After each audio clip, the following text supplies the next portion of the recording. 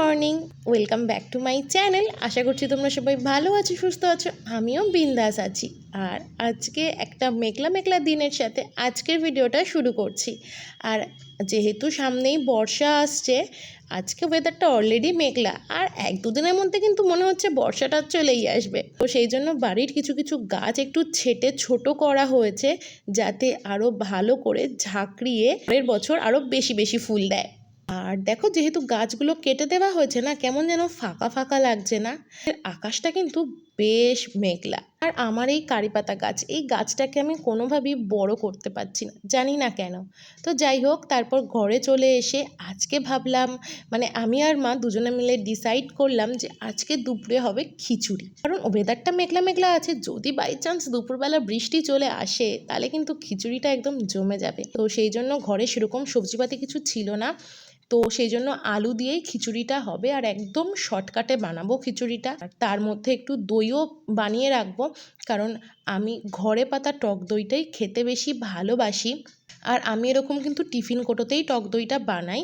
ফার্স্টে টিফিন কোটোয় ভালো করে টক দইটাকে মাখিয়ে নিই, তারপরে হচ্ছে উষ্ণ গরম দুধের মধ্যেও একটু টক দই ফেলে দিয়ে ভালো করে সেটাকে মিশিয়ে নিই।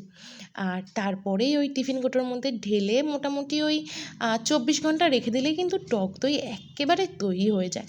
আমার বাড়ির বানানো টক দই খেতেই বেস্ট লাগে। যদি ইনস্ট্যান্ট চাও না, তো এটাকে ওই একটুখানি কি স্টিমে বসিয়ে দিলে কিন্তু সাথে সাথে মোটামুটি জমে যায়, 1 ঘন্টা মতো টাইম লাগে। কিন্তু আমি স্টিমে না দিয়ে কি করি বলো তো, এই কোটোর ঢাকনাটা আটকে তারপরে শীতের একটা চাদর নিয়ে সেই চাদরের মধ্যে আমি ভালো করে জড়িয়ে রেখে দিই একদিনের জন্য। কালকে মানে আজকে সকালে আমি পাতলাম, কালকে সকালে কিন্তু এই দইটা আমি খেতে পারবো। তো দেখো, আমার দইটা বসাতে বসাতে এদিকে কিন্তু আলুটা ভাজা হয়ে গেছে। আর তারপর আলুটা তুলে আমি তেলের মধ্যে একটু জিরে আর একটা কাঁচা লঙ্কা দিয়েছিলাম, দিয়ে তারপরে আমি ধুয়ে রাখার ডালটা দিলাম, মুগের ডাল। সেটাকে একটু ভাজা ভাজা করে তারপর দিয়ে দেবো ধুয়ে রাখা চাল, আর তারপরে দিয়ে দেবো কিছুটা টমেটো কুচি। আমি গ্যাসে গরম জল বসিয়ে দিয়েছিলাম, সেই গরম জলের মধ্যে কষানো চাল ডালের মিশ্রণটা দিয়ে ভালো করে ফোটাতে বসিয়ে দিয়েছি। আর এদিকে বেগুনি ভাজবো, তার জন্য 1:1 অনুপাতে আমি নিয়ে নিলাম চালের গুঁড়ি আর বেসন। চালের গুঁড়ি দিলে না খুব মুচমুচে হয় যে কোনো কিছু। তার মধ্যে দিয়ে দেবো লবণ, দিয়ে দেবো একটু বেকিং সোডা, আর দিয়ে দেবো কিছুটা কালো জিরে। দিয়ে এটাকে আর একটু ঝালের জন্য দিয়ে দেবো গুঁড়ো লঙ্কা আর একটু তেল দিয়ে ভালো করে জিনিসটাকে ময়ান দেবো, তাহলে না বেশ মুচমুচে হবে।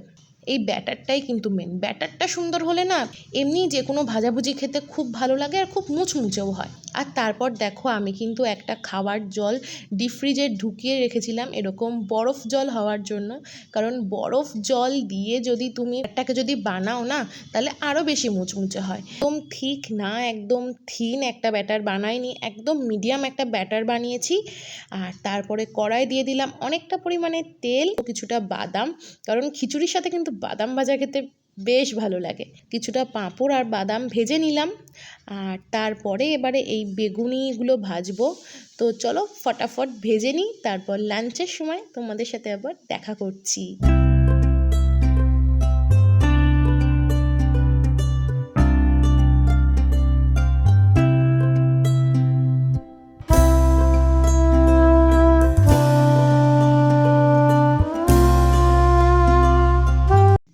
তো দেখো, আমার একদম লাঞ্চ প্রিপেয়ার করা রেডি। এখানে আছে খিচুড়ি, বাদাম ভাজা, পাঁপড় ভাজা আর সাথে বেগুনি। আমার কিন্তু আজকে দুপুরের লাঞ্চটা একদম জমে যাবে। তোমরা কারা কারা বর্ষার দুপুরে এরকম লাঞ্চ খেতে পছন্দ করো জানিও।